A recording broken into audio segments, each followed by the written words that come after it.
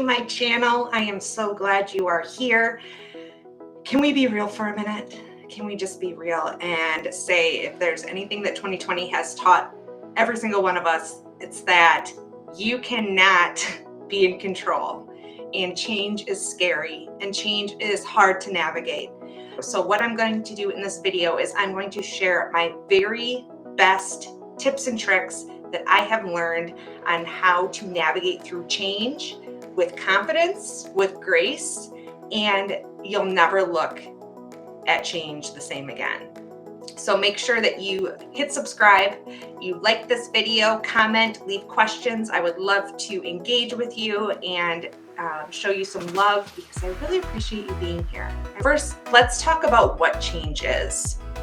Change is anything that we don't know to be true, and it's different for every single person.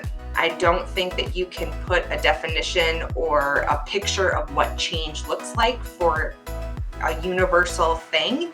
I think we all navigate through it differently. We all have different feelings about it. We all either welcome it or resist it, and that's okay. But with these tips and with these techniques that I'm going to share with you, anyone can do this, and it's very simple, and it's not going to require a whole lot of effort on your part. It's more about being in check and how to hack your brain to believe and see things in a different way than what you may be seeing in front of you. It's intimidating. Changes can be very, very intimidating, which can lead to a lot of uncertainty. Maybe we don't know how something's going to turn out. Maybe we don't know if we are even prepared to do it.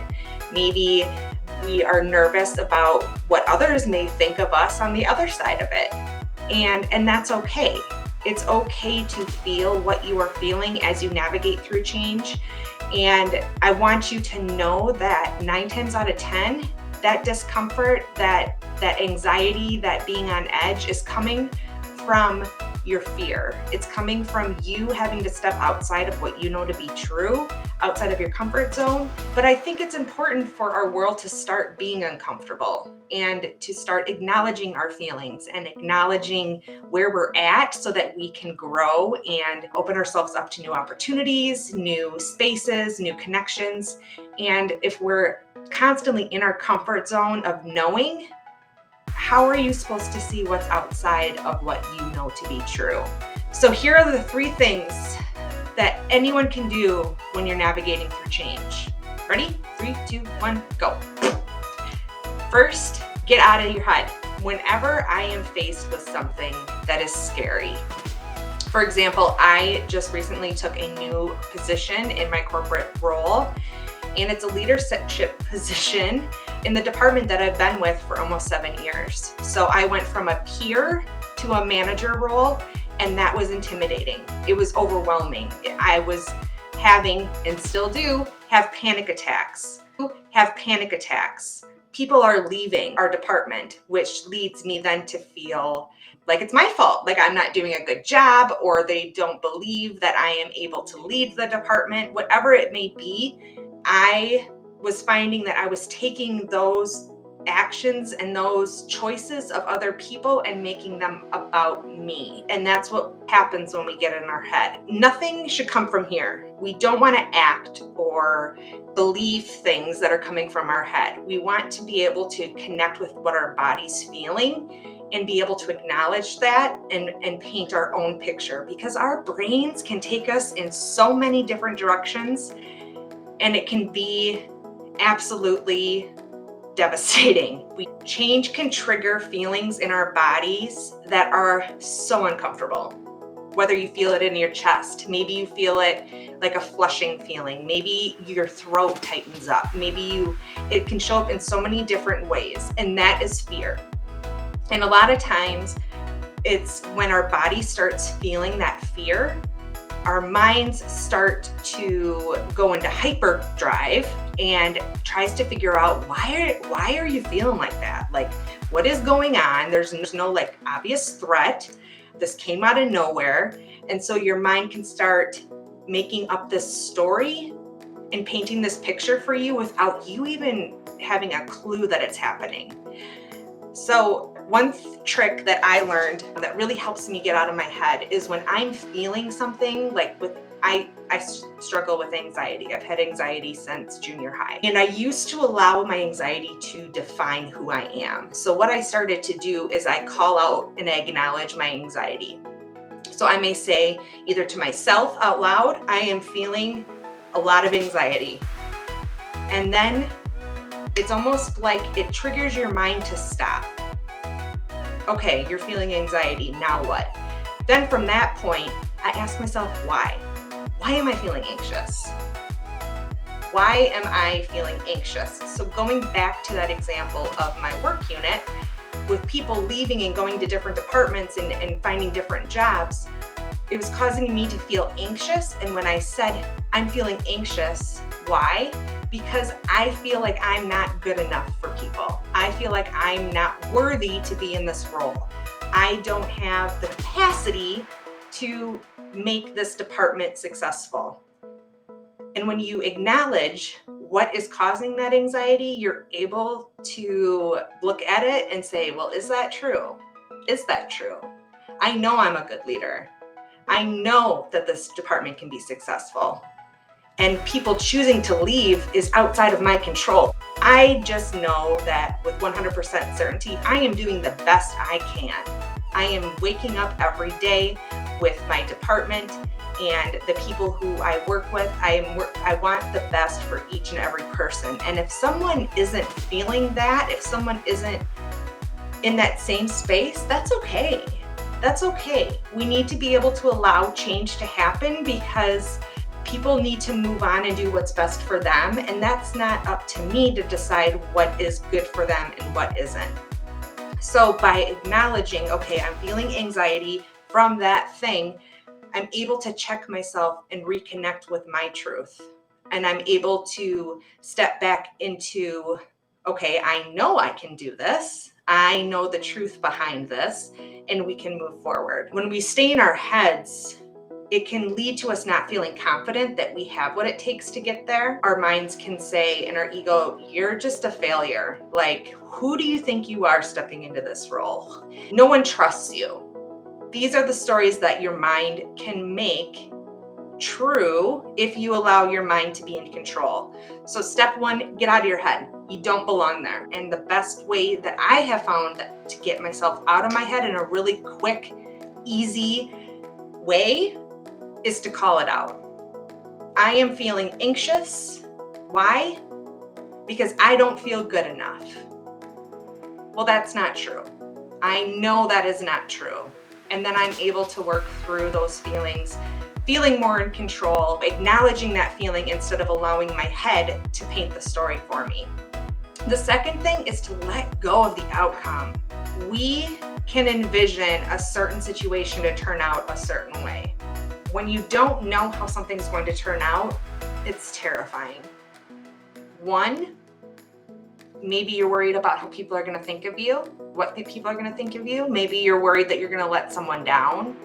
Maybe you're going to feel like people aren't going to be able to take you seriously if it doesn't turn out a certain way. There's so many different examples. But if you let yourself let go of what it's supposed to be and instead allow things to unfold as they're supposed to. So let's say you have a big goal in mind and you just take one step at a time to move towards that outcome. Eventually you're going to pave the path to where you want to go. So an example of that would be a wedding. This is advice I wish I would have had prior to my wedding. It doesn't have to be perfect. It doesn't have to be Instagram newsfeed worthy, okay? That's not life. We cannot control anything outside of our effort and our attitude to what we're doing. So if, planning a wedding, you can have sleepless nights. You can have all these expectations of how that day is going to work out. But if you focus on, I am going to be married to that person who I love and want to spend the rest of my life with at the end of the day, you aren't going to be worried about whether the flowers are here or the cake turned out right, or if Aunt Karen is pissing people off at the bar. That's out of your control. Focus on the one feeling, the one thing you are moving towards, and be okay with the rest. The rest doesn't matter. And I see so many times people cling to this like specific outcome of how something's supposed to be, and then they get to something and then they're so disappointed that they think they didn't do it. When in reality, if they were to take a step back and look at the new connection they made, or the new experience, or the lesson that unfolded, they would be so proud of where they're at, even if it didn't turn out like it was supposed to. And an easy way to do that is to connect to gratitude. So if, for example, my husband and I, we had plans for our anniversary and plans changed. I was disappointed because I felt like, you go into that victim space of like, nothing ever works out the way we want it to, or I want to do this and instead it was this. But what I got was a day with him. What I got was quality time with him. Even if it wasn't doing the thing that we had initially planned to do, we were still together, we had fun, and at the end of the day, that's what matters. I always think even vacation is a great thing to let go of the outcome of. We went to Mexico this year with family, and it rained the entire time. We were in Mexico. We had sun the very last day, and that was it. And we could have been bummed out. We could have been, why does it have to rain when we're here? We could have been angry about the rain, or on the flip side, what can we do instead? We're here together in this beautiful resort. We spent time indoors. We did pottery. We went swimming in the spurts of the rain. Heck, we even swam in the rain. Make the best of what you have instead of focusing and dwelling in disappointment. Hands down, it'll change everything for you. The third thing is to give yourself grace. And you need to give yourself grace around the fact that things aren't going to be perfect, because life isn't perfect and we weren't put on this planet to be perfect. And the people who are trying to be perfect or paint the picture that they're perfect, they are so far off in left field. That's not something to work towards. Perfection is not something to work towards or be or anything like that. So allow yourself to be just where you're at. If you're feeling down, be down. If you need a nap, take a nap. If you need a mental health day from work, take that mental health day. And just try to avoid feeling that shame of, I'm not, barreling through this change like, everyone expects me to. I didn't power through those feelings. I didn't blah, blah, blah, blah. Listen to your body and what it's telling you need right now, and allow yourself to do that. Things don't have to have a specific deadline or a specific timeline. Like even with me working in corporate America, my business has kind of taken a back seat because of a lot of changes that are happening in my personal life and at work. And that's okay. It doesn't mean I gave up on my business. It doesn't mean I'm never going to step back into it. It doesn't mean that I'm a failure. What it means is that right now I'm navigating the things that I need to navigate, and I'm focusing on the things that need to be focused on right now. I take mental health days. I allow myself to not go on social media some days. I allow myself to drop drafts instead of creating new content.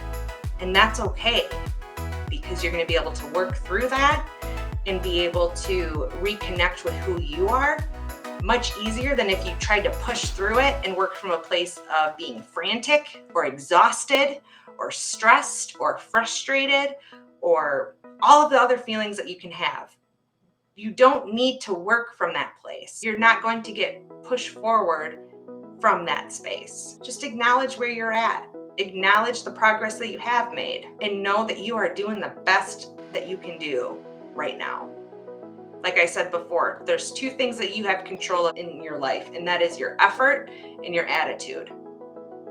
Everything else is out of your control. So focus on those two things and move forward. Know that you're not alone. All right? You are never alone. And I know one belief that I am still working through is that asking for help is a sign of weakness. I feel sometimes that I have to do things and push through things myself in order to avoid being a burden on someone else or to have someone unhappy, whatever it may be. That's just not the truth. By asking for help, you are showing strength, because it's not an easy thing to do. It's not easy to say, I need help. It's not easy to open yourself up and allow people to come in.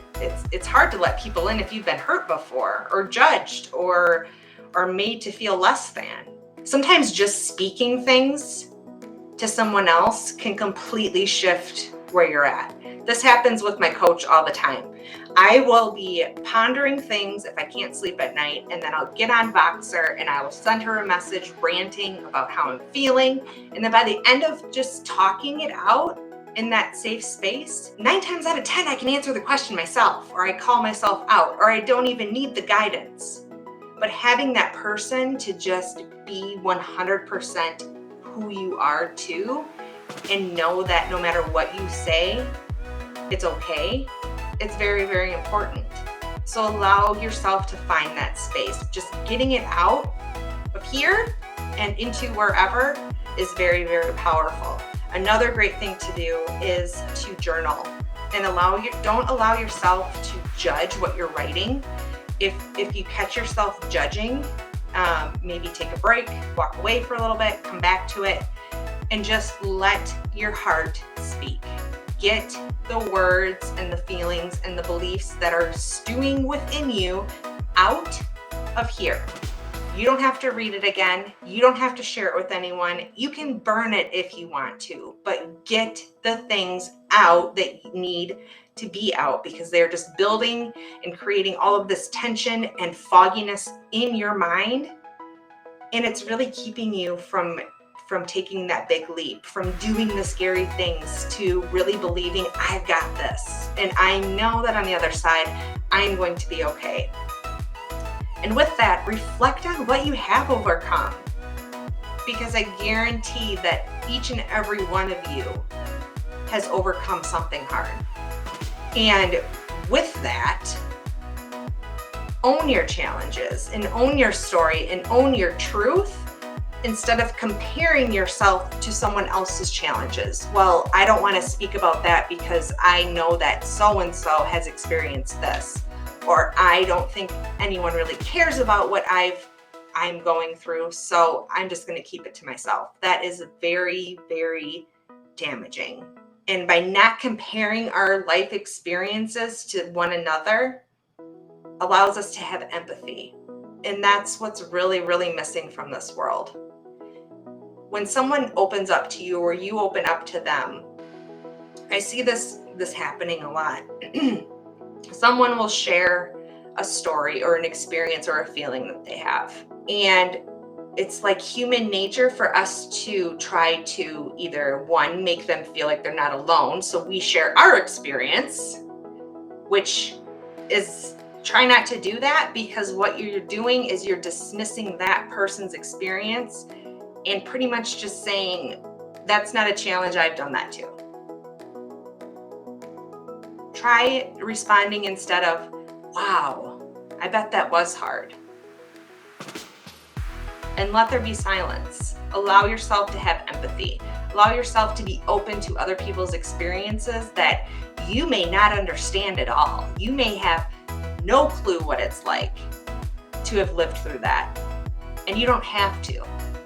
Listen versus speaking. And you're going to be amazed to learn that you're not alone. And by having empathy, you're showing that person that you may not understand. You don't have the answer, but you're there, you see them, you hear them, and they're not alone. That's what we need to start doing.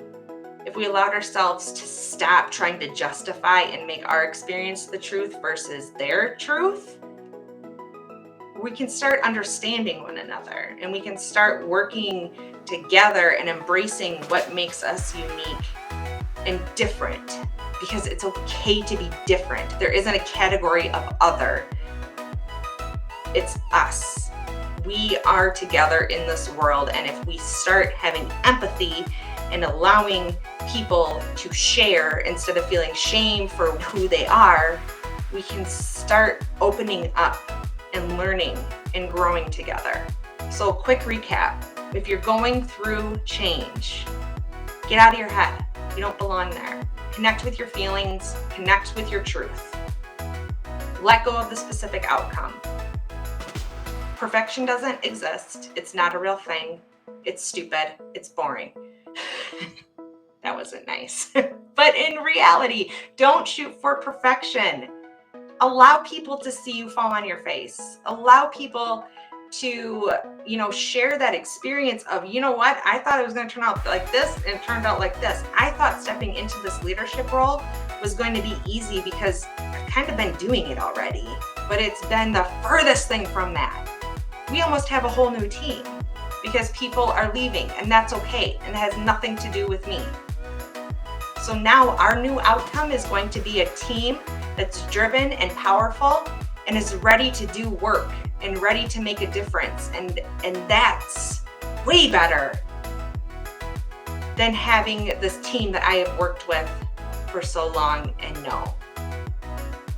Yes, bringing new people on board is scary, and it takes a lot of work and it takes a lot of effort, and you have to have a lot of patience, and you're not going to be able to plow ahead. So sometimes things just need to stop for a little bit and slow down. And so while we're training our new team, we're allowing ourselves to create new processes. We're allowing ourselves to shift the workload. We're allowing ourselves to see the vision that we want our team to move into and to bring them along with it. By having transparency and saying, I don't know what I'm doing. I don't know what I'm doing, but what I do know is I am here for you, and I'm here to support you, and I'm here to make sure that you enjoy coming to work every day. Isn't that better than knowing exactly how it's going to turn out and just kind of molding into what everyone wants you to be? I think it is. Give yourself grace too. If you need to cry, cry. If you need to scream into your pillow, scream into your pillow. If you need to go in your car and scream and blast the heavy metal music, do it. Give yourself grace and listen to your body and do the things that will help you get back on track and where you need to be. And know you're not alone. If you take away anything from this video, it's know that you're not alone. And your experiences and your feelings, where you're at right now, is 100% valid. It is so valid. And no one has to understand. Hopefully you all have someone that you can reach out to that you trust and creates that safe space for you. And if you don't, please reach out to me, because no person should ever feel alone in this world. There is nothing too big that you cannot get through. And you are needed, and you are enough, and you matter on this planet. So I hope you found this helpful. Again, don't forget to subscribe. Subscribe. Boop, boop, boop, boop, boop, boop. And leave your favorite takeaway. If you try these techniques, make sure you come back and share so that I can celebrate you. And if you know someone who is going through change and is struggling, share this video with them. Okay? I love you all so much. I appreciate you. And I will see you soon. I hope you loved this week's episode of the Pineapple Experience, and make sure that before you leave, you hit that subscribe button and turn on your notifications so that you don't miss any episodes. I have an amazing lineup set up for the coming weeks. All topics are being covered, and there's no limits. So thanks again for being here. And make sure to drop your favorite takeaway in the comments. I'd love to hear what you guys are loving. If there's a topic you want to hear, let me know that as well. And I hope you have a fantastic day. Thank you so much.